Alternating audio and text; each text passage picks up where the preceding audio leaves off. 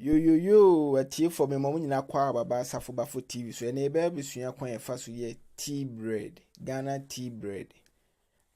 Eno ma obehia na wo screen so no obehia butter, yeast, nutmeg, flour, milk eni nsuo, sugar, kusua, salt.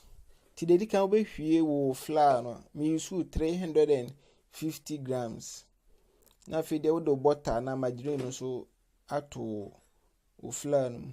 Na wo de wo nutmeg no twi boba de ni bi. Na fe de wo de wo yeast no agum.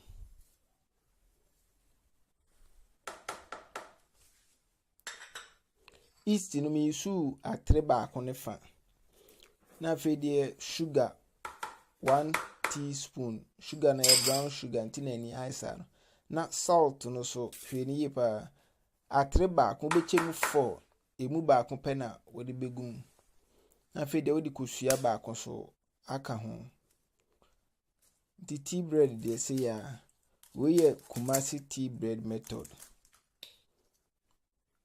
Kumasi tea bread ye ede to me no edesne Accra tea bread. Ndu ya na wo de wonsa afete ni sa.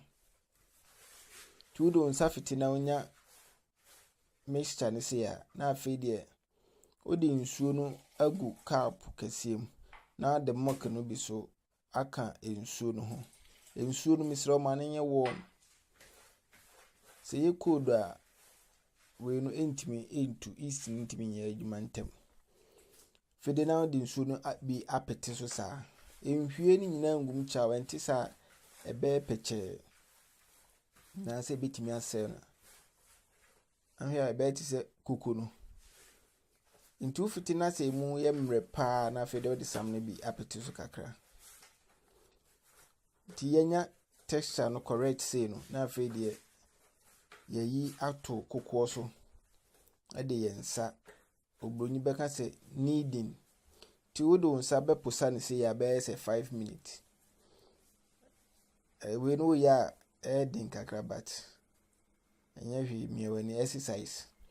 Ntu wie na ye smooth no se ya na fe de wanya osekan ana se wanya rubber bi se ya obetimi de atwa.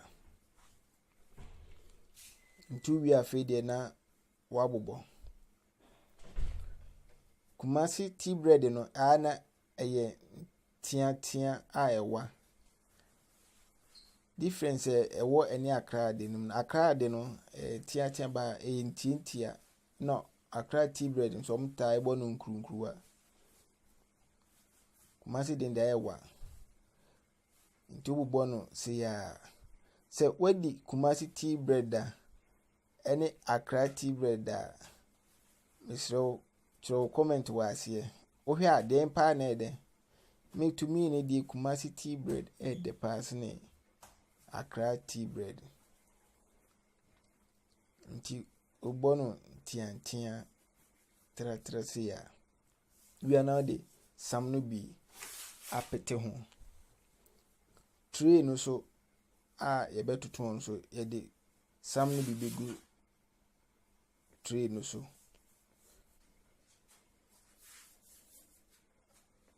We di sam no begu asiye. Afi de we de bisu apete pan no ho. Tu wi na wakata so. Wakata so be se 1 hour 30 minutes ya ebetu kakra. Nti tu wi na afi de we de akwhye oven mu. Oven we de mnochia ho. Oven no so mesra ofa to 180 degrees Celsius. Abra wo preheat no.